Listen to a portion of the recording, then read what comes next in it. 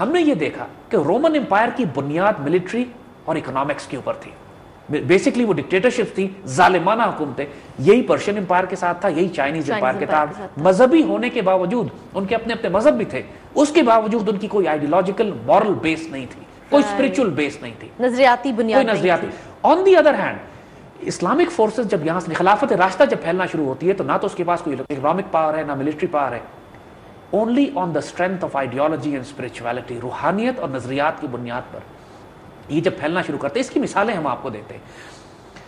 حضرت عمر رضی اللہ تعالیٰ عنہ کے دور میں رومن بادشاہ نے اپنا ایک سفیر بھیجا مدینہ, یہ دیکھنے کے لیے کہ پتہ تو لگے کہ یہ فوجیں مسلمانوں کی جو پوری دنیا پہ قبضہ کرتی جا رہی ہیں, ایک نئی ڈاکٹرن, ایک نئی آئیڈیالوجی, نئی قوم, نئی نسل, ایک جو کہ اپنے زمانے میں کسی نے نہ کبھی سنے نہ کبھی دیکھے. وہ رولز آف وار, وہ رولز آف مورالٹی, وہ اخلاقیات جو کہ نبیوں کے بارے میں لوگوں نے شاید قصے کہانیوں میں سنا ہو, لیکن ایک پوری قوم اس مزاج کی ہو, ایسی تو کوئی چیز کبھی کسی نے نہ دیکھی تھی.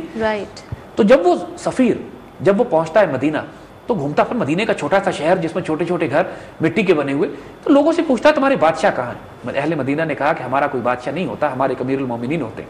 تو اس کو یہ کانسیپٹ بھی اس کے لیے عجیب تھا. کہنے پھر رہت محل کہاں ہے, کہنے ان کا محل بھی نہیں ہوتا, یہ چھوٹا سا گھر ہے ان کا مسجد نبوی کے ساتھ 2 کمروں کا. اس پر وہ اور حیران ہوا, کہتے میں ان سے مل کیسے سکتا ہوں. انہوں نے کہا کہ ابھی نہیں مل سکتے, وہ ریگستان میں گئے ہوئے ہیں, بیت المال کا ایک اونٹ گم گیا ہے, امیر المومنین اس اونٹ کو ڈھونڈنے گئے. اب سوچئے اس سفیر کو, اس کی حالت, اس پہ دہشت جو طاری ہوئی ہوگی کہ یہ ہو کیا رہا ہے. یہ وہ لوگ ہیں کہ جنہوں نے پوری دنیا کو الٹ کے رکھ دیا ہے, اور ان کے امیر کا حال یہ ہے کہ ریگستان میں بیت المال کا اونٹ ڈھونڈنے گیا ہوا ہے. وہ ریگستان میں ان کے پیچھے جاتا ہے, ایک درخت کے نیچے دیکھتا ہے کہ سیدنا عمر رضی اللہ تعالیٰ عنہ لکڑی کا ٹیک لگا کے اپنے سو رہے ہوتے ہیں. تو وہ ان کو دیکھ کر سٹپٹا جاتا ہے, حیران ہوتا ہے اور کہتا ہے عمر آپ انصاف کرتے ہیں اس لیے اتنے سکون سے سوتے ہیں, ہمارے بادشاہ ظلم کرتے ہیں اس لیے ہزاروں سپاہیوں کے بیچ میں بھی ان کو اپنی جانوں کا خوف ہوتا ہے. اس سے خوبصورت کمنٹری اس وقت کے پولیٹیکل اور اکنامک ماڈلز پر ہو ہی نہیں سکتی. So fascinating. یعنی ان کے سفیر نے جو اپنی کمنٹری دی ہے, it was so stunning and amazing کہ ہمیں مزید کوئی کمنٹری دینے کی ضرورت نہیں ہے. یہ الفاظ بتا دیتے ہیں کہ اس زمانے کے ایگزسٹنگ پولیٹیکل اکنامک آرڈرز جو اس وقت کی سپر پاورز تھی وہ کون سے نظام حکومت پر چل رہی تھی.